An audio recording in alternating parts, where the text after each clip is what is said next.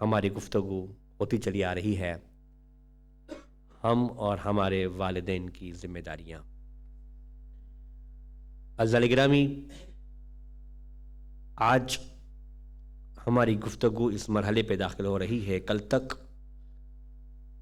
ہم نے اس بات کو لے کے ڈسکس کیا تھا کہ والدین جو سب سے بڑی نعمت اللہ سبحانہ وتعالی کی طرف سے ہمیں ملی ہے، نعمت کو حاصل کرنے کے بعد ہمیں خوش نہیں ہونا چاہیے، بلکہ ہم یہ سوچیں کہ اس کے پیچھے ہماری کیا ذمہ داریاں ہیں، اس کے پیچھے ہماری کیا رسپانسبلٹی ہے۔ عزیزان گرامی، انسان سوچے اور غور کرے کہ میرے لیے یہ والدین جو ہے ایک ذریعہ بنے میرے وجود کا، میری ایگزسٹنس کا۔ آدھا سفر تو انہوں نے مجھے طے کروایا، وجود، اور نجات کا سفر جو ہے وہ اہل بیت کروائیں گے۔ لیکن عزیزان گرامی، میری ڈیوٹی یہاں پر ختم نہیں ہوتی۔ مجھے کس طرح سے میرے والدین کے ساتھ سلوک کرنا چاہیے، مجھے میرے والدین کے ساتھ کیسا برتاؤ کرنا چاہیے، ٹیچنگز آف اہل بیت کیا کہتے ہیں، یہ ہم کس کے ماننے والے ہیں؟ ہم سیدہ فاطمہ زہرا سلام علیہا کے ماننے والے ہیں۔ ہمارے لیے وہ ایک فریم ہے، ہم دیکھیں کہ وہ کس طرح سے اپنے والدین کی عزت کرتے تھے، اپنے والدین کا احترام کرتے تھے۔ جناب زینب سلام اللہ علیہا کو آپ دیکھ لیجئے کہ وہ کس طرح سے اپنے باپ کا خیال رکھتے تھے۔ خود ہم امام زمانہ کے چاہنے والے ہیں، اور آج کی رات شب جمعہ کی رات ہے، شب جمعہ کی رات ہے، اور شب جمعہ میں جو ہے ہم اپنے والدین کو فراموش نہ کریں، کیونکہ آج کی رات جو ہے وہ دعا کی رات ہے۔ عزیزان گرامی، میں نے عرض کیا تھا کہ ہمارے جو بھی پرابلمز ہیں، جیسے کہ میں نے عرض کیا تھا کہ رسول خدا کے پاس ایک شخص آ کے کہتا ہے کہ یا رسول اللہ، میرے فلاں پرابلم سے، میرے فلاں پرابلم سے، تو سرور کائنات نے پہلے یہ کہا کہ تمہارے والدین ہے کہ نہیں ہے؟ سرور کائنات اس کو فوراً دعا دے سکتے تھے، لیکن سرور کائنات نے ایسا نہیں کیا، دنیا کو بتایا کہ نہیں، دیکھے والدین کی امپورٹنس کیا ہے، والدین کا مقام کیا ہے۔ عزیزان گرامی اور برادران ایمانی، ہم ماننے والے ہیں تو اہل بیت کے چاہنے والے ہیں، ہمیں یہ سوچنا چاہیے کہ اہل بیت نے کس طرح سے اپنے والدین کی عزت کی ہے۔ اور آج شب جمعہ ہے، شب رحمت ہے، آج کی رات دعاؤں کی رات ہے، آج کی رات مغفرت کی رات ہے۔ آج جس سے بھی میں ابھی جو آپ کو روایت سنانے والا ہوں، پریپیئر ہو جائیے گا۔ سوچیں کہ آج کی رات جس کو بھی اپنے والدین سے شکایت ہے، کچھ بھی کہہ دیا ہو، میں نے پہلی مجلس میں آپ کو عرض کیا تھا نا کہ یہ ہمارا ایک ذریعہ بنے ہیں۔ جب فلائٹ ٹیک آف ہوتی ہے، یاد دلا دوں میں آپ کو، فلائٹ جب ٹیک آف ہوتی ہے تو تھوڑے تھوڑے جھٹکے آتے ہیں۔ ہم اس کو پریشانی نہ سمجھیں، ایک نشانی ہے کہ ہماری فلائٹ ٹیک آف ہو چکی ہے، یا اگر لینڈ کر رہی ہے تو ایک نشانی ہے کہ ہماری زندگی، ہماری ڈیسٹینیشن پہ ہم پہنچ چکے ہیں۔ لیکن عزیزان گرامی، یہ بھی والدین اگر کچھ ہم سے ناراض بھی ہو جائے تو ہمیں وہ گن اور ہمیں وہ سکین محسوس ہونی چاہیے کہ ہم ان کو جو ہے وہ کیسے بہلائیں۔ جب ہم چھوٹے تھے، سوچیں ہماری کئی غلطیوں کو، کئی مسٹیکس کو انہوں نے نظر انداز کیا ہوا ہے،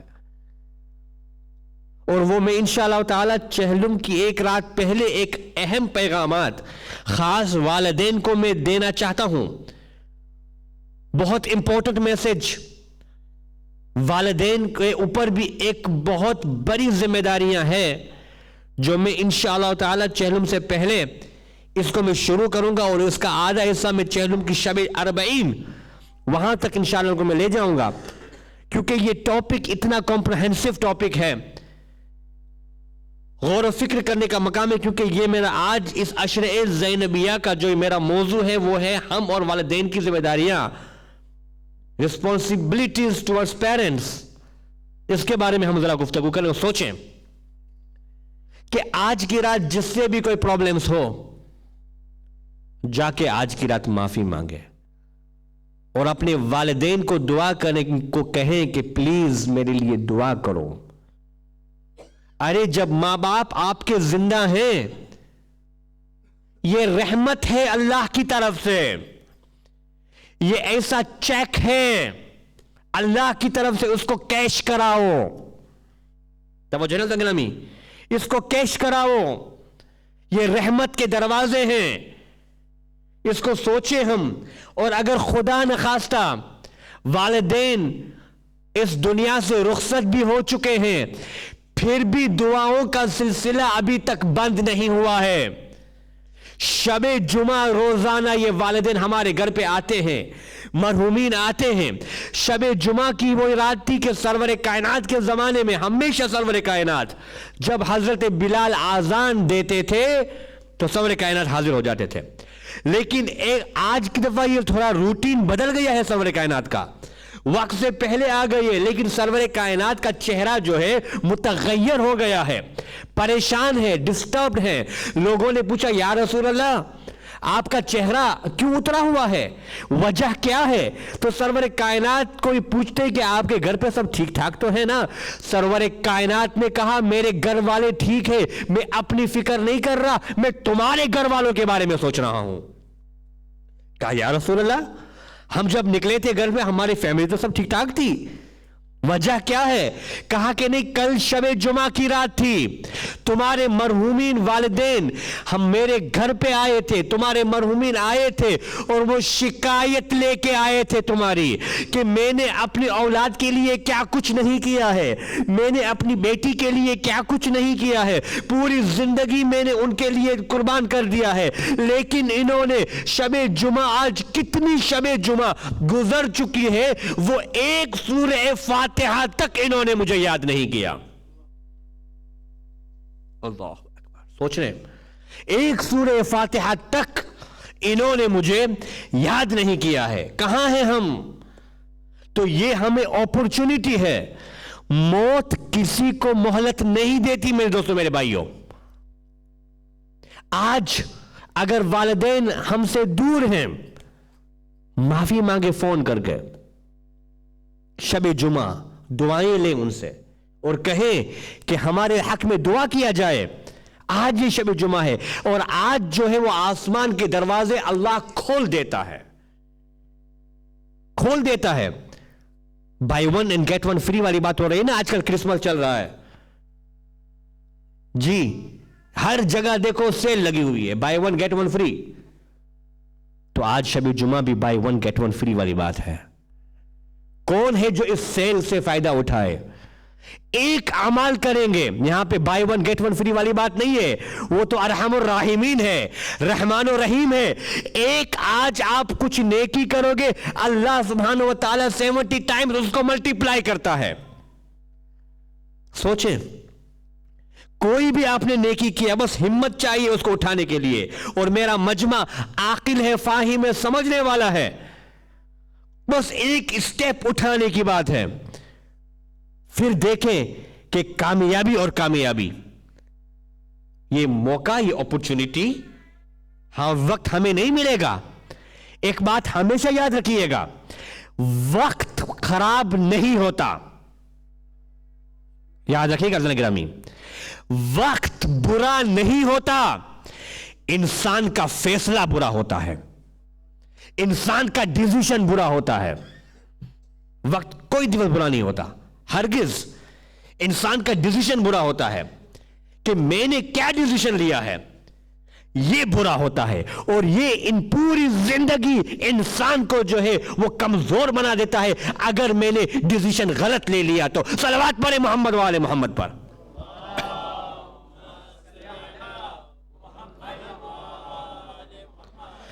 عزیزان گرامی، غور کیا جائے، فکر کیا جائے ایک ایک لمحے کے اوپر، ایک ایک ورڈنگ کے اوپر. آج شب جمعہ، شب رحمت، آج کی رات خود سرور کائنات نے بتایا کہ کتنے ہزار گناہ گار جو ہے وہ جہنم کی آگ سے اللہ سبحانہ وتعالی ان کو آزاد کرتا ہے. بس صرف مانگنے کا طریقہ ہونا چاہیے، مانگنے کا ایک سلیقہ ہونا چاہیے کہ ہم خداوند تعالیٰ سے کیسے مانگیں. ایسے مانگے جیسے ہمیں اہل بیت نے چاہا، ایسے مانگے کہ جیسے اہل بیت چاہتے ہم ایسے مانگے. اور اللہ کے بارگاہ میں ہم جب جائیں، جیسے کہ کل کی مجلس ہے، ہدایت ہمیں کیوں اثر نہیں کرتی؟ جو میں نے آیت اللہ جواد ملک تبریزی کا اگزامپل دیا تھا، یاد ہے آپ کو یا بھول گئے؟ صلوات پڑھیں نا محمد و آل محمد پر.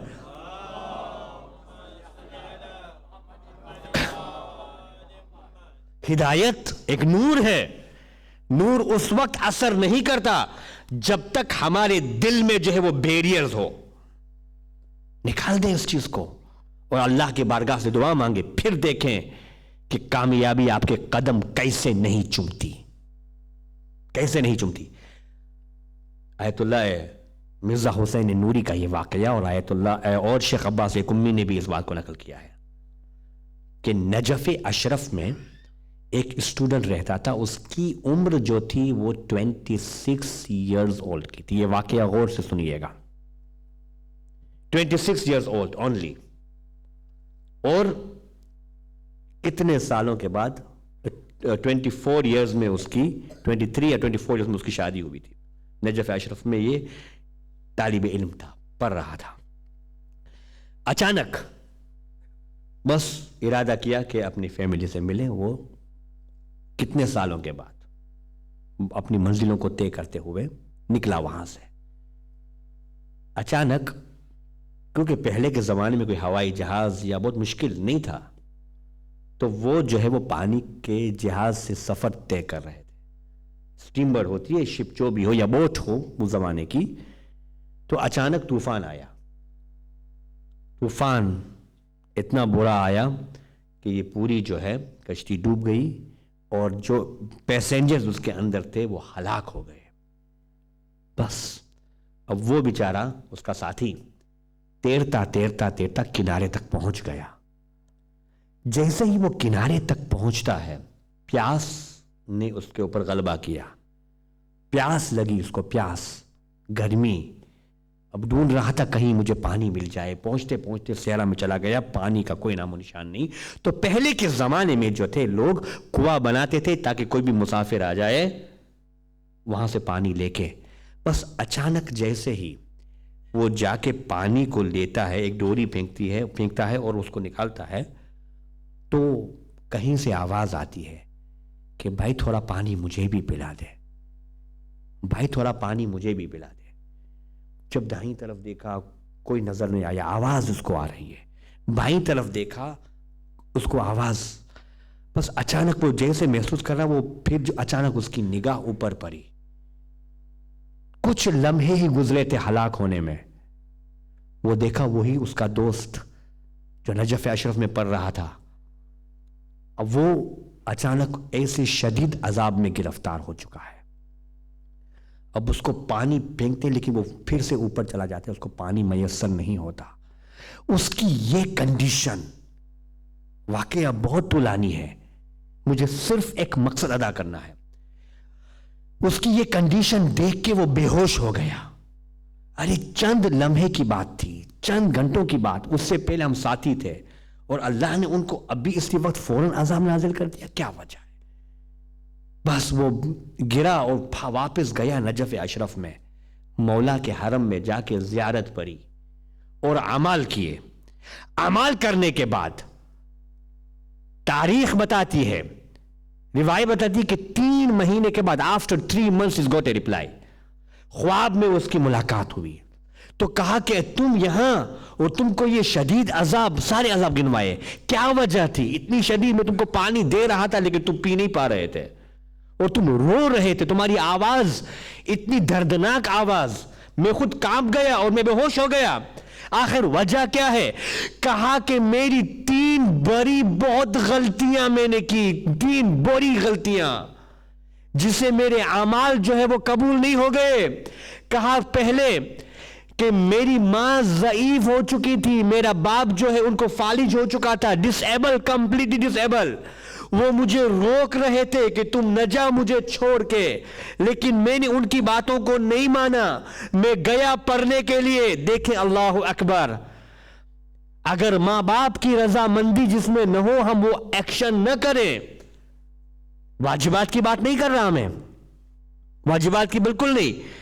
کہا کہ وہ فکر مند ہو رہے تھے، چلو میں پہنچ بھی گیا، لیکن میں اپنے دوستوں میں اتنا الجھا ہوا تھا، میں اپنے دوستوں میں اتنا مہو ہو گیا کہ مجھے ان کی فکر تک نہیں رہی، ان کو میں بھول گیا تھا، اور میری والدہ کا انتقال بھی ہو گیا تھا اور مجھے پتا بھی نہیں چلا میرے باپ کیا کرتے تھے، کچھ بھی مجھے پتا نہیں چلا تھا. میں اور میں اکیلا تھا، میرا کوئی اور بھائی بھی نہیں تھا، میرے کوئی رشتہ دار بھی نہیں تھے. اب وہ مرتے مرتے جب اس دنیا سے گئے تو ان کی جو ہے وہ دعا کے بدلے جو ہے وہ بدعا نکلتی تھی، جو اللہ کو یہ پسند نہیں آئی. اللہ اکبر.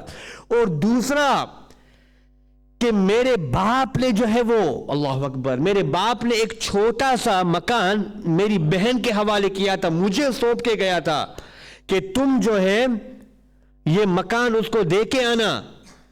لیکن میری کوئی بھی نماز قبول نہیں ہوئی. کہا کیوں؟ تو نماز پڑھ رہے تھے. لیکن میں نے اپنی بہن کو کہا تمہیں کیا ضرورت ہے یہ مکان کی، تمہیں کیا ضرورت ہے یہ مکان کی، تمہارے پاس سب کچھ ہے. اس کا حق بنتا تھا، میں نے نہیں دیا اس کو. اب میں نماز تو مسجد میں پڑھ رہا تھا، لیکن میں وضو وہاں سے کر کے نکلا تھا گھر سے. اللہ اکبر. لہذا میری کوئی بھی نماز جو ہے وہ قابل قبول نہیں ہوئی. سوچیں انسان. اور تیسرا بہت امپورٹنٹ ہے کہ جب میں نے شادی کیا صرف 1 سال بھی نہیں ہوئے تھے، میں اپنی وائف کے اوپر ظلم کرنا شروع کر دیا.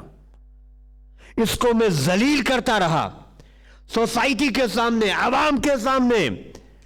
اس کے رائٹس کو میں نہیں پہچانتا تھا، لہذا وہ ہمیشہ روتی جاتی تھی خاموشی سے، اور نہ جانے وہ کیا دعائیں مانگ رہی تھی. اس کے دل کو میں نے دکھایا تھا. اللہ اکبر. بس یہ عذاب میں، اب تم کچھ میرے لیے کر جس کی وجہ سے اس عذاب سے مجھے نجات ملے. اللہ اکبر. سوچیں آج شب جمعہ ہے عزیزان گرامی، آج ہسبینڈ اور وائف کے درمیان کچھ بھی پرابلمز ہیں، اس کو آج کی رات معافی مانگ لے ایک دوسرے سے.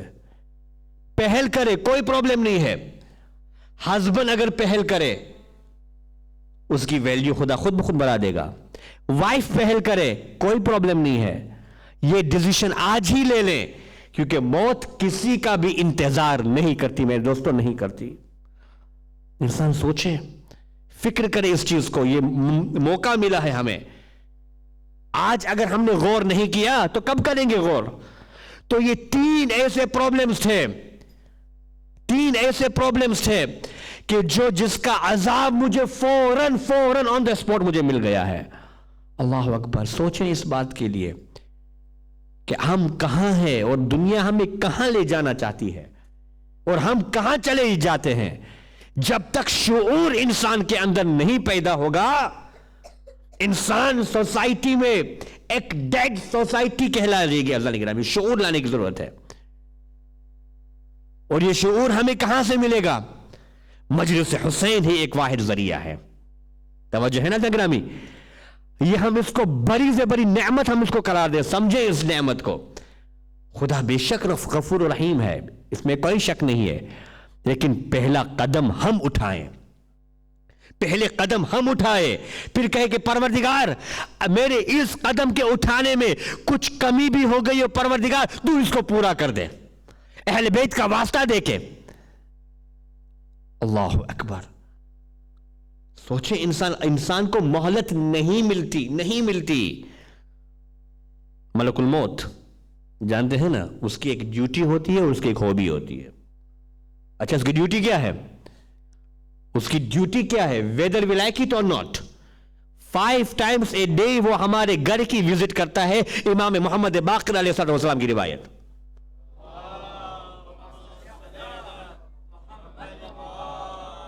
وزٹ کرتا ہے وہ ہم کو چاہے ہمارے گھر پہ, اور خدا سے کہتا ہے کہ پروردگار یہاں پہ مجھے آج میں وزٹ کیا ہوں, آج اللہ نے کسی کی روح قبض کرنے کے لیے. خدا کہتا ہے نو, ابھی دیر ہے. یہ اس کی ڈیوٹی ہے. اس کی ہابی کیا ہے؟ وہ شکل چینج کرتا ہے. امام کی روایت, شکل چینج کرتا ہے. جب کوئی اس کا دوست بن جاتا ہے, اللہ اکبر, جب اس کا وہ فرینڈ بن جاتا ہے تو وہ اچھی شکل میں آتا ہے, ہینڈسم فیس میں آتا ہے, اور اس کو کہتا ہے فکر نہیں کرو, اب تو میرا دوست بن گیا ہے, میں تیرا دوست بن گیا ہوں. اس کی روح ایسے اس طریقے سے روح کو قبض کر دیتا ہے کہ جیسے اگر ہم نے مکھن سے بال کو ہٹایا پتا بھی نہیں چلا, کیونکہ وہ دوست بن چکا ہے اس کا. وہ چینج ہو جاتا ہے. اب وہ دوست کیسے بنے گا؟ کہ جب نماز کا ٹائم ہوگا, جب ٹائم ہوگا نماز کا, جب انسان نماز کے لیے تیاری ہو جاتا ہے تو وہ خدا سے کہتا ہے کہ پروردگار یہ نماز کی اتنی اہمیت سمجھتا ہے, مجھے تم اس کا دوست بنا دے, مجھے تو اس کا دوست بنا دے. ایک دفعہ ملک الموت سے ملاقات ہوئی رسول خدا سے. رسول خدا جب گزر رہے تھے تو ملک الموت سے ملاقات ہوئی, بات چیت ہوئی. تو ملک الموت نے کہا یا رسول اللہ, ایک مقام ایسے آئے کہ جو مجھے رونا آیا جب میں روح قبض کر رہا تھا, میں رو رہا تھا. اور ایک مقام ایسا آیا کہ جو میں حیرت میں آ گیا اور میں ہنس رہا تھا.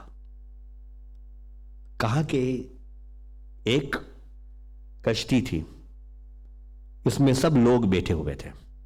خدا نے مجھے حکم دیا کہ جاؤ ان سارے جو بھی پیسنجرز ہیں ان کی روح تم قبض کر لو, لیکن ایک پریگننٹ لیڈی ہے, ایک پریگننٹ وومن ہے, اس کو تم چھوڑ دینا. میں گیا اور میں نے تمام پیسنجرز کی روح کو قبض کر دیا. بس ایک یہ مقام. اب پوری کشتی ٹوٹ گئی. اب وہ کسی بھی طرح سے کنارے کنارے پہ پہنچے اور راستے میں اس کی ڈیلیوری ہو گئی.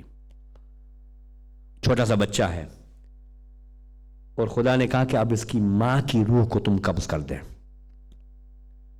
اب میں سوچ رہا تھا کہ یہ ماں اس دنیا سے چلی گئی, بچے کو کون پالے گا. میں رونے لگا, فیل کر رہا تھا, افسوس ظاہر کر رہا تھا. میری آنکھوں سے ایک ہوتا ہے نا فیلنگ کہ میں, حالانکہ ملک الموت کی تو یہ ڈیوٹی ہے, جیسے کہ کوئی آپریشن کرتا ہے, پہلی دفعہ اس نے آپریشن کیا تو اس کے ہاتھ لرل جاتے ہیں, اس کے تو ہاتھ لرلتے بھی نہیں ہے, سیدھا روح قبض کر لیا چلا گیا. بات اس کے لیے کوئی معمولی بات ہے. لیکن وہ کہا کہ اسی وقت مجھے بہت میرے افسوس ظاہر کیا میں نے, میری فیلنگ. لیکن بس کیا کرے, بس یہی لڑکا تھا. خود اللہ نے حکم دیا پانی کو, جو کشتی ٹوٹ گئی تھی اسی کو اللہ نے پانی حکم دیا, یہ کشتی کا ایک ٹکڑا جو ہے ووڈ پانی کے اندر گیا. ہوا کو حکم دیا کہ ہوا کو جو ہے وہ اس کشتی کو جو ہے وہ آگے بڑھا دیا جائے, اس لکڑی کو آگے بڑھا دیا جائے, اور یہاں تک کہ درخت کے پاس اس کو لے جائے. میں نے درخت کو حکم دیا کہ اس کو تم چھایا کر دو, ایک شیڈو بنا دو. اور پھر جو ہے وہاں سے ایک قافلہ گزرا. میں نے قافلے والوں کا راستہ جو ہے وہ میں نے بھٹکا دیا. توجہ نا زگلامی, میں نے قافلے والوں کا راستہ بھٹکا دیا. اب جب ان کی نظر ان پر پڑی تو بچے کو اٹھایا, بڑا خوبصورت بچہ ہے, پیارا بچہ ہے, بیبی ہے. اب میں نے ایک ہرنی کو حکم دیا اس سے پہلے کہ تم اس کو دودھ پلاتی رہنا. اب جب یہ قافلہ آیا, اب وہ اٹھایا, اب وہ بادشاہ کے پاس جا رہے تھے, بادشاہ کے پاس اولاد نہیں تھی. اب اس کے پاس لے گئے تو بادشاہ نے پوچھا اتنی دیر کیوں لگا دی. کہا کہ ہم لوگ راستہ بھول گئے تھے. یہ راستہ خود نہیں بھولے, خدا بلایا تھا, خدا بلایا تھا. اچانک بس ایک مرتبہ جب بادشاہ نے اس کے پاس دیکھا, اب بادشاہ جو تھا وہ ایک ہی ویلیج کا کنگ تھا, لیکن جب یہ بچہ آیا تو اس کی ترقی ہوئی. اب وہ حکومت کرنے لگا, بادشاہ کا انتقال ہو گیا, بچہ پروان چڑھنے لگا, بچہ پروان چڑھنے لگا. اب سوچیں اذان گرامی, ایک یہ مقام.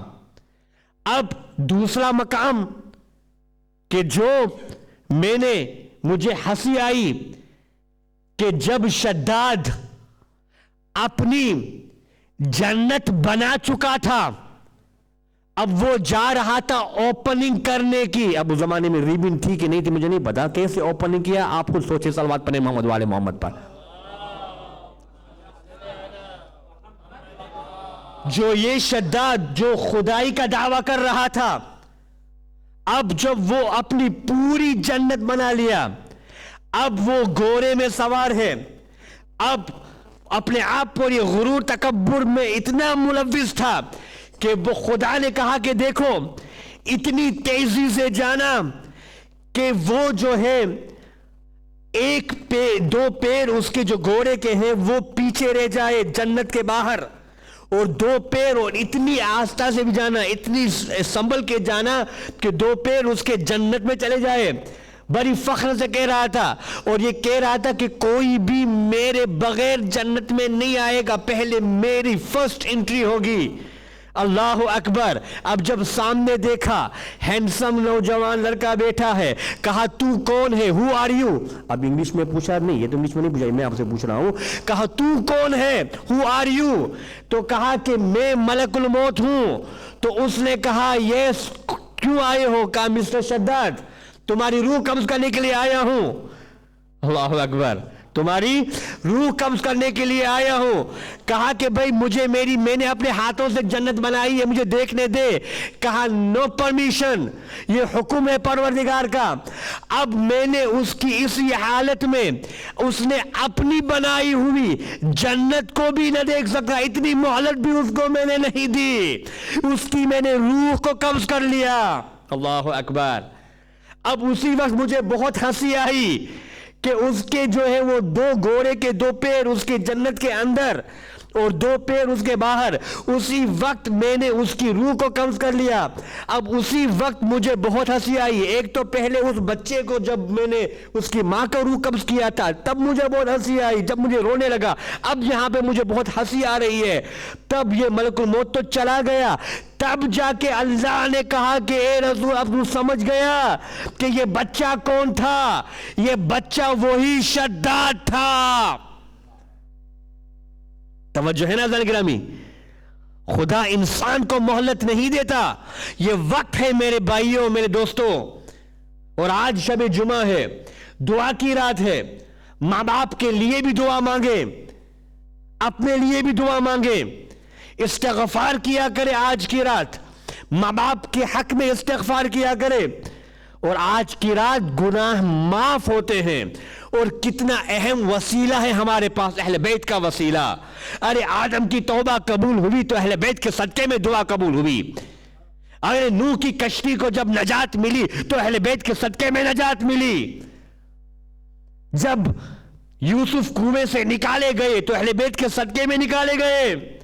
اور ہم کتنے خوش نصیب ہیں کہ وہ ہمارے ہی امام ہے. صلوات پڑھیں محمد والے محمد پر.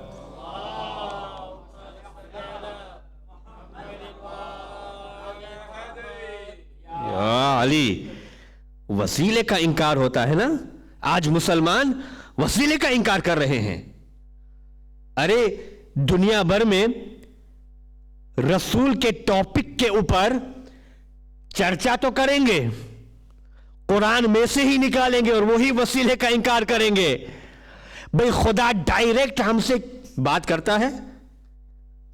خدا ڈائریکٹ ہم سے آج تک بات کیا ہے؟ اللہ نے بھی وسیلے مقرر کیے ہیں. قرآن، اس سے پہلے لوح و قلم، جبریل اور مصطفیٰ. توجہ نا گرامی، 5 وسیلے اللہ پہلے مقرر کیا، اور پھر ہمیں کہتے ہیں کہ ہم اہل بیت سے بے نیاز ہو جائیں. اللہ اکبر. ہم پنجتن پاک سے بے نیاز ہو جائیں. سوچنے کا مقام ہے عزیزان گرامی. وسیلے کو ماننا جو ہے یہ شرک نہیں ہے. وسیلے کی عبادت کرنا، اس کی پرستش کرنا، یہ شرک ہے. یا پھر میں الفاظ بدل کر یوں عرض کروں، جو خدا کی طرف سے مقرر کیے ہوتے ہیں ان کے وسیلے کو اپنانا کوئی شرک نہیں ہے، لیکن جو خدا نے بنائے ان کو ہٹ کے جو ہے اپنا وسیلہ بنانا یہ شرک ہے۔ صلوات پڑھیں محمد و آل محمد پر۔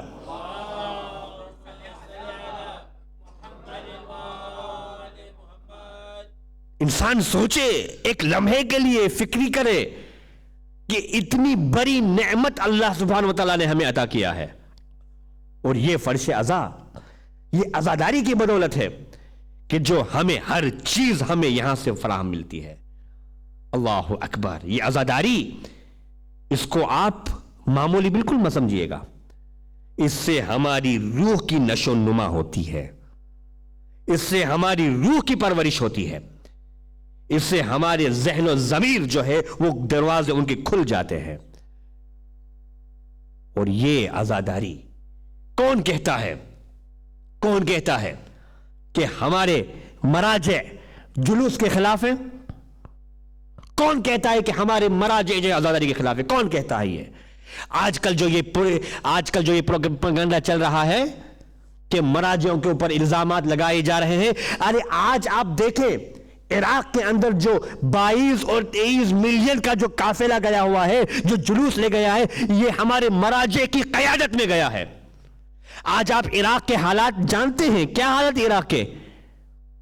اگر ہمارے مراجع کہہ دے کہ نہیں آنا تو کوئی نہیں آئے گا، جلوس نہ نکالے، لیکن جو بھی وہاں پہ جلوس نکالے جاتے ہیں، اتنے عزادار وہاں پہ جاتے ہیں۔ آج آپ دیکھیں کاظمین میں کتنی بھیڑ ہے۔ آج ہی میں یہ پروگرام دے رہا تھا الزہرا چینل کے اندر، ٹی وی کے اندر، ایک ویب سائٹ آپ دیکھیں یہ ٹی وی کے اندر، یہ خود آپ کو نظر آئے گا کہ آج کتنا یہ آج بھیڑ لگی ہوئی ہے۔ امام حسین کے حرم میں آج شب جمعہ لائیو، انٹرنیٹ دیکھ کے آپ لے دیں لائیو، اتنی بھیڑ لگی ہوئی ہے۔ عزیزان گرامی، یہ کس کی سپرویژن میں ہو رہا ہے؟ ہمارے مراجع کرام کی سپرویژن میں ہو رہا ہے۔ یہ وہ خلاف نہیں ہے، بالکل خلاف نہیں ہے، لیکن وہ ہمیں موٹیویٹ کرتے ہیں، آگاہ کرتے ہیں۔ ہم کہتے ہیں نا کہ سید سجاد خون کے آنسو روئے۔ خون کے آنسو رونا کیا یہ معمولی بات ہے؟ اللہ اکبر، ہم ماتم کر کے خون تو نکال سکتے ہیں، لیکن خون کے آنسو رونا یہ سید سجاد سے پوچھئے۔ اور آپ جائیں آیت اللہ محسن حکیم کے دور کا جائزہ لے لیں کہ نجف اشرف میں ایک نوحہ پڑھنے والے ان کو کہتے ہیں کہ چلو امام علی علیہ السلام کے حرم میں نوحہ پڑھو۔ ارے آیت اللہ محسن حکیم اتنا روئے، جب رومال کو دیکھا تو وہ خون کے آنسو رو رہے تھے۔ خود بھی ایک سید تھے، فیلنگ ہو رہی تھی۔ یہ ہیں ہمارے مراجع کرام، ان کی ویلیو کو ہم سمجھیں۔ اللہ اکبر، بس آپ کی زحمت کو میں تمام کر دیا۔ جب سید سجاد کی بات آئی عزادارو، تو صرف میں اتنا ہی جملہ کہہ دوں، آج شب جمعہ ہے، شب رحمت ہے عزادارو، جی بر کے آج فاطمہ کے لال کو پرسا دو۔ عشر زینبیہ ہے، یہی سفر کا مہینہ ہے، اہل بیت کا لٹا ہوا قافلہ۔ عزادارو، سید سجاد سے پوچھا گیا نا کہ مولا آپ کو سب سے زیادہ مصیبت کہاں پیش آئی؟ آپ کو سب سے زیادہ، جزاک اللہ عزادارو، خدا آپ کو کوئی غم میں نہ رلائے سوائے غم مظلوم کربلا، آپ کو سب سے زیادہ مصیبت کہاں پیش آئی؟ مولا نے کربلا کا نام نہیں لیا جہاں پہ عباس کے بازو کاٹے گئے، مولا نے کربلا کا نام نہیں لیا جہاں اصغر کے گلے میں حرملہ کا تیر لگا، مولا نے کربلا کا نام نہیں لیا جہاں اکبر کے سینے میں برچی کا پھل لگا، بلکہ مولا نے کیا فرمایا؟ الشام، الشام الشام، ہائے شام کی مصیبتیں بھولی نہیں جاتی.